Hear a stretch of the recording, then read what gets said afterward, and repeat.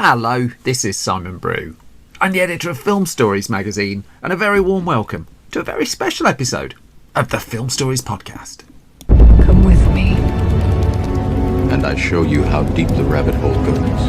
And movies that had stories. That the story just sucks them in. This is just the beginning. Stories. We would be honored if you would join us. Hello and a very warm welcome to Film Stories with Simon Brew. I am Simon Brew, as always, that's all you need to know about me. The aim of the podcast, though, is, as the title suggests, to tell the stories of films. I tend to talk about development stories, marketing stories, release stories, or distribution stories, all really those ingredients that go towards making the films that we know and sometimes love. Just that, the films that we know and sometimes love.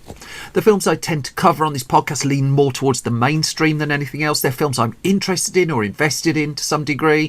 Try not to do snark. I try not to punch down. This podcast is a celebration of cinema and a real appreciation that somehow, despite all the difficulties, films get made. This particular episode that you've found is one of my occasional specials where I bring in a filmmaker to talk about their latest release or their body of work. You get a real mixed bag here, because I'm delighted to welcome to the Film Stories podcast Alexander Payne, the director behind films such as Sideways, Election, Citizen Ruth, Downsizing, The Descendants, and most recently the film The Holdovers, which at the point this podcast is being released has just popped up in UK cinemas. Now, I really love The Holdovers. It stars Paul Giamatti. I'm a huge Paul Giamatti fan, and I would imagine it's about to get a lot of interest from awards bodies. It already has at the point this podcast is being recorded. This conversation with Alexander Payne, though, as you hear, goes off in all sorts of directions, really. It's not, even though it was done as part and parcel of the London junket for the film, we seem to talk about, well, you'll hear, really. It went into places I wasn't quite expecting. I hope you enjoy the conversation as much as I did. Now, it was recorded remotely, so you get a little bit of jumpiness in the recording here, which I've done my best to level out. You still will hear parts of it, but I just wanted to leave Alexander Payne's words as open and as pure as when he spoke them to me, really. So, a couple of films are mentioned. We do talk about Downsizing a little bit. Citizen Ruth, that he mentions, was his breakthrough feature, the film that really put it on the map. And we talk about films like Election that I've covered in the podcast previously. There's a mention of Sideways as well. The Descendants actually doesn't come up, nor does Nebraska, but I recommend pretty much every film this man has made. Without further ado, I'm going to play you a snippet from the trailer of The Holdovers, and then we'll just go straight into it and my conversation with Alexander Payne.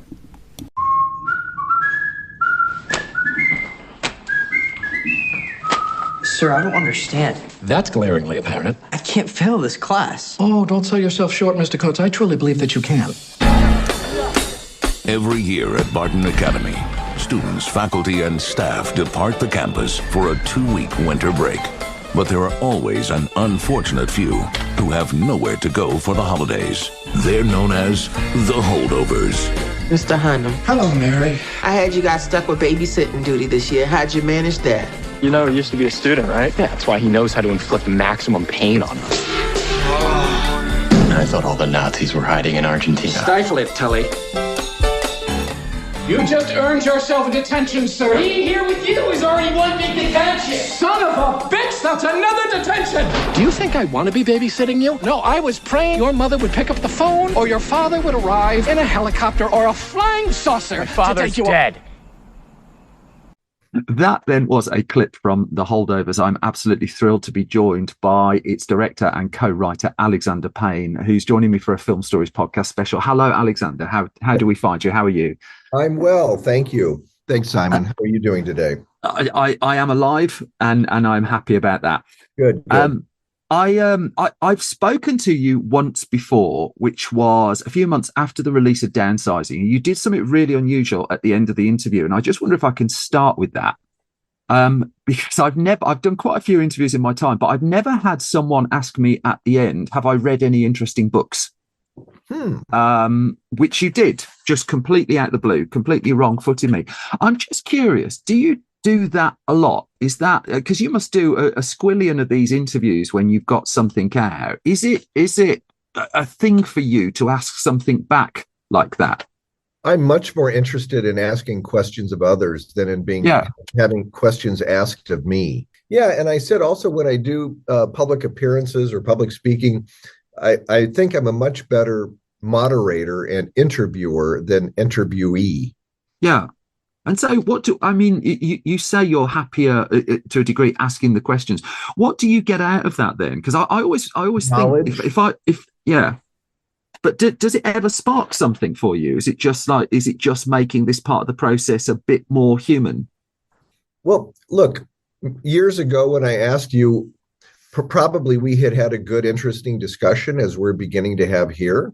Yeah. And right, very good. So do you remember what book you told me you were reading back then? Yeah, I do. And I can't remember the exact title, but it was a book about the people whose job it was to interrogate Saddam Hussein.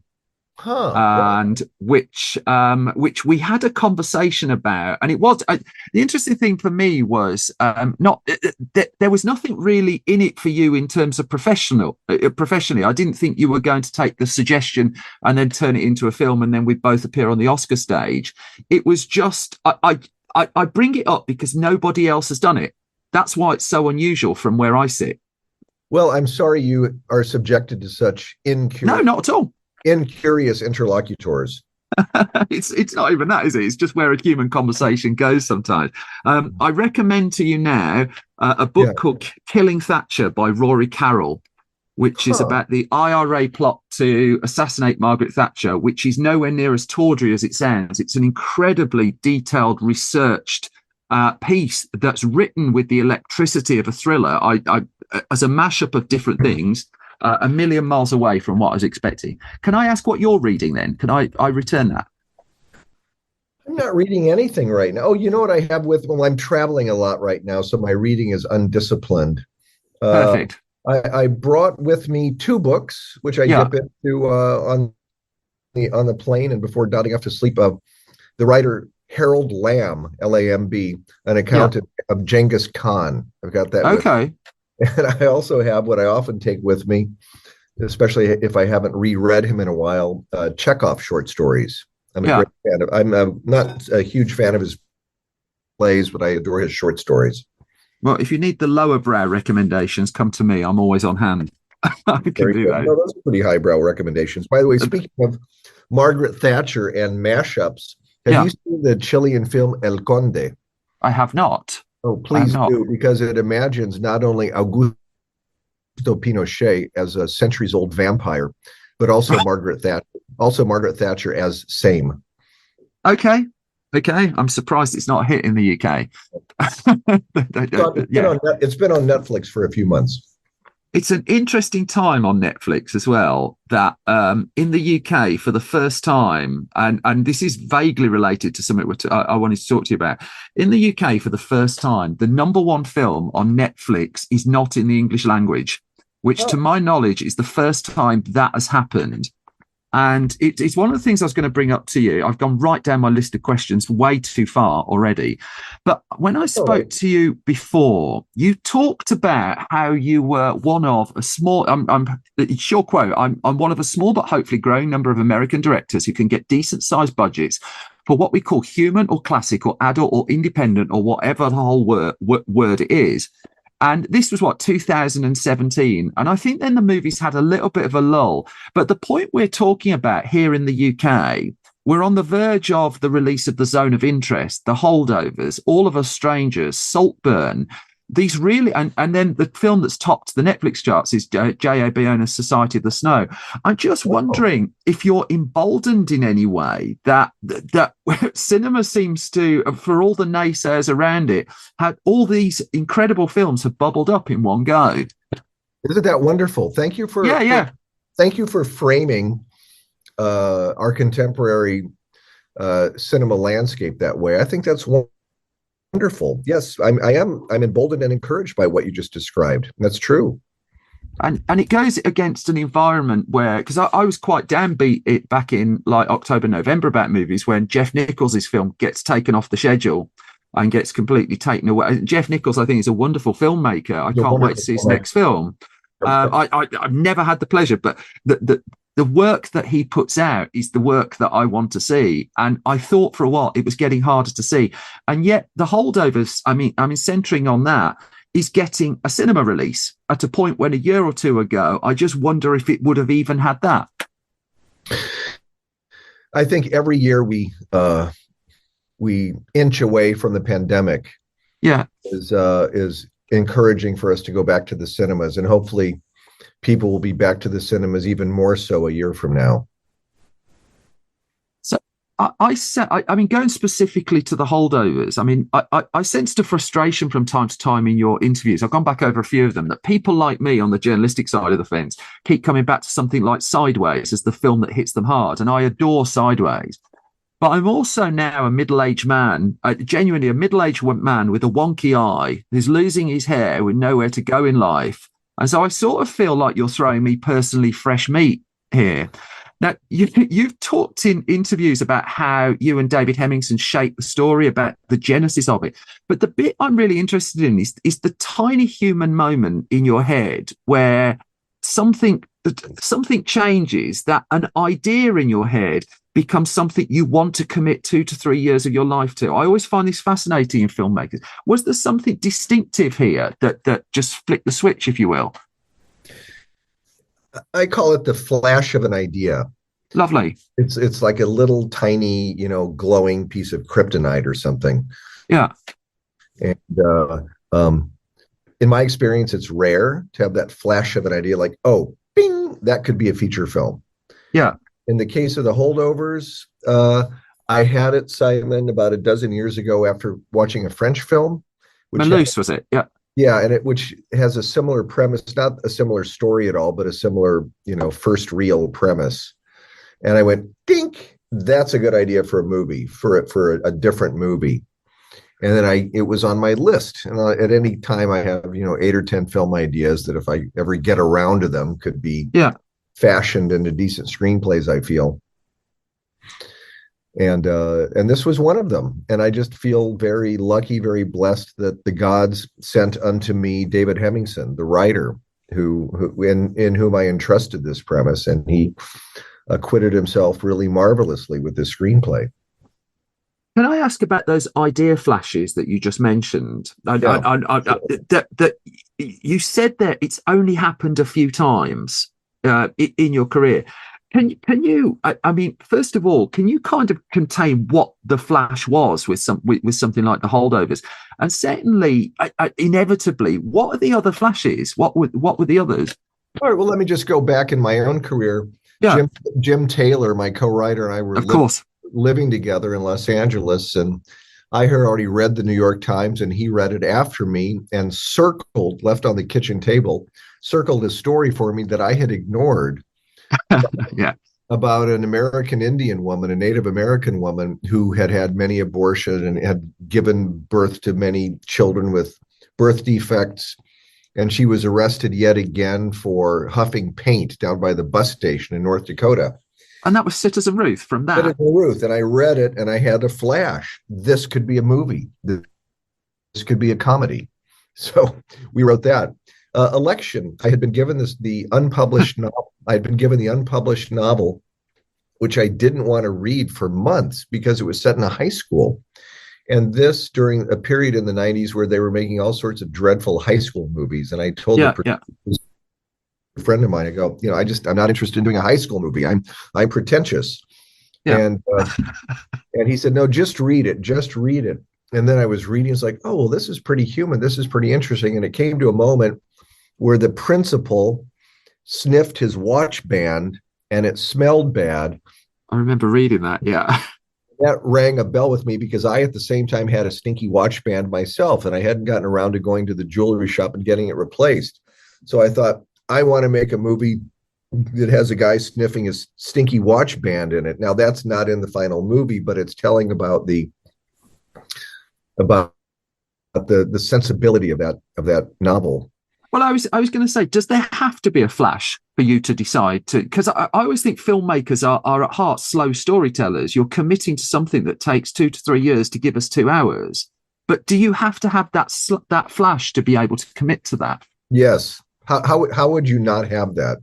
How would you I mean, I use the word flash, but yeah, it's the decision, the interest in saying, oh, this is a path I want to follow. This is, people ask me the question, which in my case is the wrong. What did you want to say with this film? What did you want to express with this film? Well, I didn't. I had to make the film in order to know why I wanted to make it in the first place. Yeah. And the thing is, too, as far as saying something or expressing something, that's not, for me, the first urge. Yeah. The first urge is I want to make a movie. And what's a premise that I can then figure out the skeleton of the plot and then add the meat and flesh of moments and dialogues and like the delight of the movie, the jokes, the poignancy, whatever it is. And that's where the, in quotes, expression comes. Yeah. That's where I see only after the fact what I've been thinking about, or if there are autobiographical elements that I'm even unconscious of. Yeah. I may not see them until years later. And then, oh my God, look, yes, that was going on in my life. And look how it showed up in that work. And isn't that interesting? So there you have it.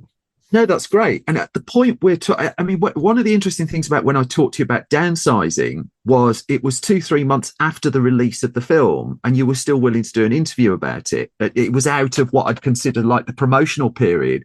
And so there was a degree of reflection on not critical response to a film, but audience response to a film.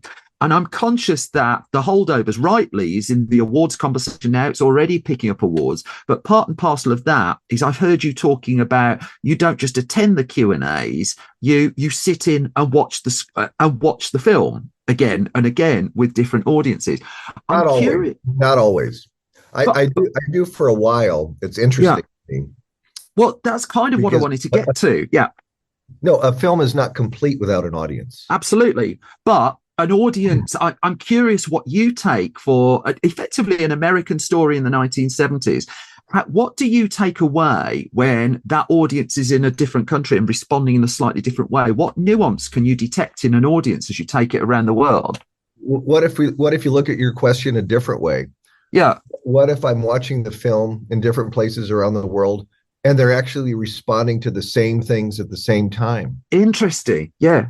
That's the miracle of cinema, is it not? Yeah. That's what Charlie Chaplin started to do 115 years ago, 110 years ago anyway, that when we had faith, not that I was alive then, that we had faith that cinema could unite the world, that without words, everyone around the world would see Charlie Chaplin and laugh at the exact same time and the exact same things and recognize in him a shared humanity.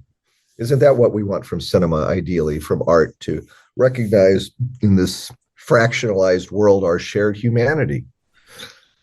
Yeah, absolutely. But so in terms of like my own response to it, putting aside like having to write about the film and stuff like that, just me as a human being responding to it, the bizarrest thing for me was I started thinking about the times I've met teachers outside of a school environment.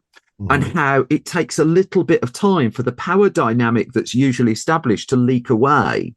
And I after seeing the film, bizarrely, I ended up thinking about that for about 2-3 hours, about all the teachers I'd met outside of school and how it takes so much time for them to change. What are the little discoveries for you? Well, I mean, what do you take once you've not when you're putting the film together and writing it, but you said just then about how you get to the end and then you sort of realize what it was. What were the discoveries you were finding once you sat and watched your film? First of all, I want to talk about what you're making me think about the interview process, like this discussion we're having, or maybe we can call this more of a discussion, even though you're posing more questions than I am. One way in which I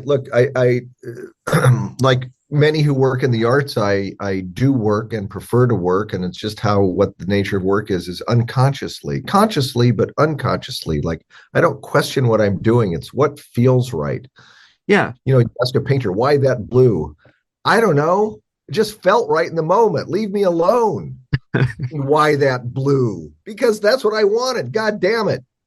So then after working in an unconscious way, if the film merits some, and I'm grateful for it, getting some attention and there's interest in it, and then it's getting enthusiastic distribution by the distributor, by the studio, and they want to push the actor and the director, the actors and the director out there to get free real estate, in print. So they have to pay for all the marketing, and also because a lot of people are interested in what directors and actors might have to say. God help them. Then I'm kind of forced to think about that's when you're forced to make conscious and unconscious process. Yeah. And as articulate as I try to be as a human being, I'm often asked questions that I just have to say, I don't know, leave me alone. Like earlier today, I fielded an interview question about, your archetype in many of your films tends to be the flawed American male who, does this and that. It's like, I'm so tired of that question. Like, because mostly because I don't have a good answer for it. I can say, well, that's a comic archetype that, and many people who make comedies over the years have a certain, Jacques Tati had his, Buster Keaton had his, Harold Lloyd had his, maybe for Jim Taylor and me as writers and me as director, it's this variety of downtrodden human, maybe, but maybe not. I don't know. Nor are all my movies that. Yeah. So it's an interesting, the interview process is, let me just say this too, it's much easier to talk about process than it is about theme or metaphor or why, perché. Why? It just is. I understand it, but it's slightly puzzling for me. Now that's a separate, Simon, I'm getting to what your question is. Sorry for I'm being a bit long-winded. No, this is interesting. And then even after that, after all of that hullabaloo passes and years go by, and I don't see a film for years, then I can maybe look at it with fresh eyes and with critical eyes. I saw Downsizing for the first time since it had come out last summer, and I was curious to see what that would be. I saw Sideways a couple of months ago for the first time because this year, 2024, marks its 20th anniversary. Yeah. And the studio had never struck a DCP. It still existed. Right. Film and whatever the digital form is for, for Blu-ray and DVD, but they hadn't made a DCP. So I was present at the transfer of that. I hadn't seen it. It was interesting to see that movie again. So it's nice when years go by and you can look at something anew, look at something freshly. The Latin poet Horace used to recommend 8 years as the time to leave a poem before you correct it. So what was your, I mean, you said earlier that it's the audience that completes the circle. 100%. As it were. Absolutely. Yeah. But at some point, you've then become the audience of your own film. Later. That you, yeah. So I don't know, just picking side. What's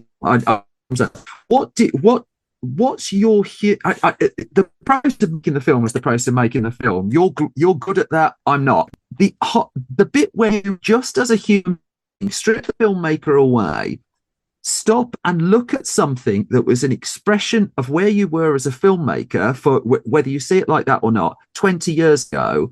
Then with 20 years of added life experience that you've got now, and presumably all the things you know how to do and don't know how to do now, what was just the moment like of watching that? Well, first of all, so much time goes by. Yeah. You can edit out that long pause. No, I'll keep it in. That's cool.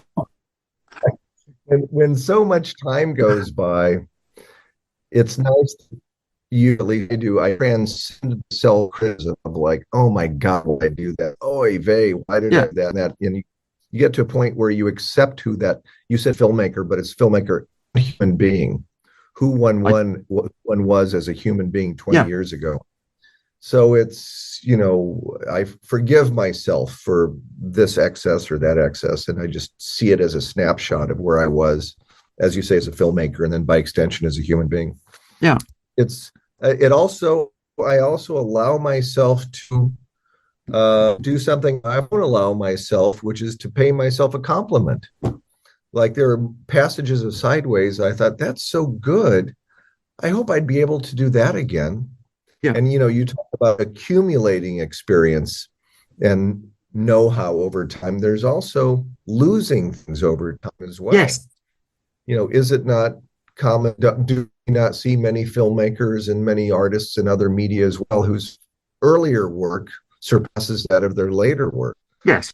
And one certainly doesn't want, that's the Orson Welles curse, isn't it? That he made his masterpiece at age 25. And to some degree, it was downhill from there.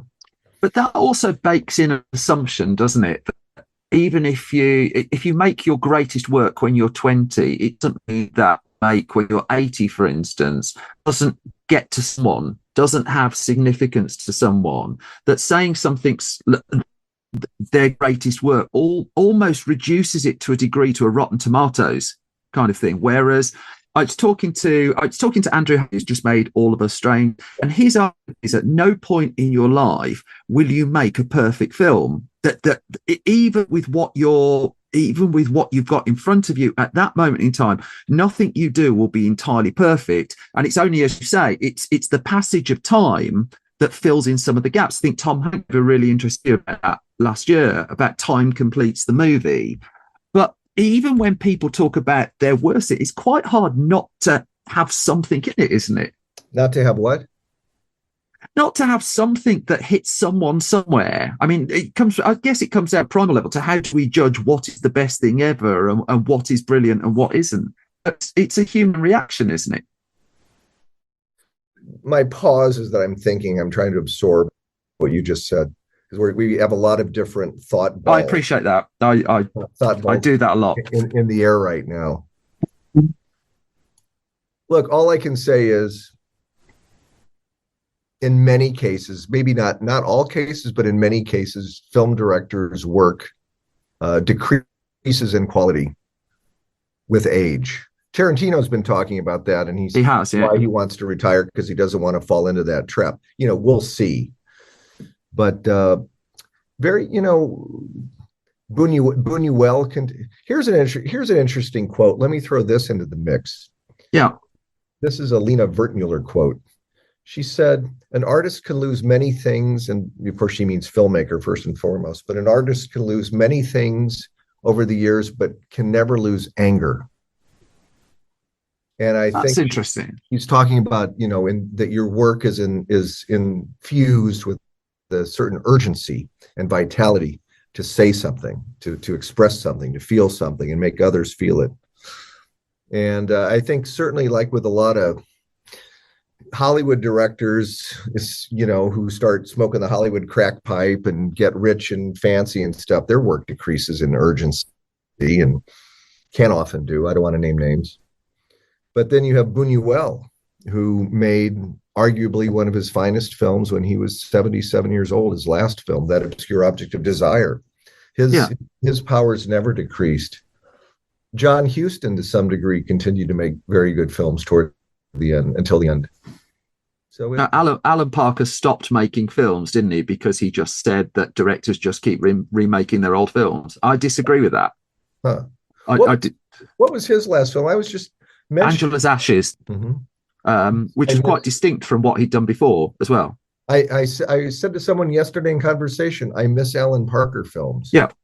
Yeah, absolutely. Alan Parker would take an absolute punt and would take a risk and wasn't concerned, I don't think, with legacy. Perhaps up until the end he may have been. But again, I don't know him. I never met him. I never talked to him. My only relationship with him, as is my only relationship with you, is through the work outside of these conversations that we've been able to have. Mm-hmm. I find it. We've talked.